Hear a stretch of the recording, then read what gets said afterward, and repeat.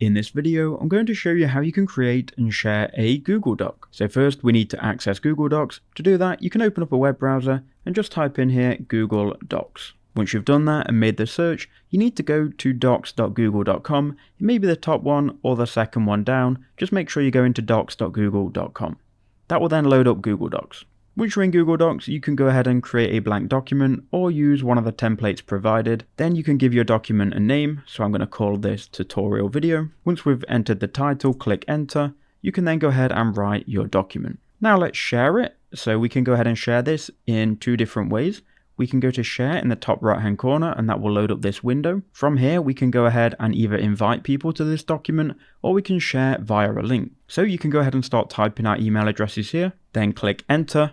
And you can then invite people as a viewer, commenter, or editor. Go ahead and then click send, and they will receive an email asking them to join this document. Do note though, if your general access is set to restricted, you may need to approve their access before they can actually join. If you just want to send as a link though, you can go ahead and click copy link. Again, if it is restricted, you will have to approve access, so you can change it to anyone with the link, and then click copy link.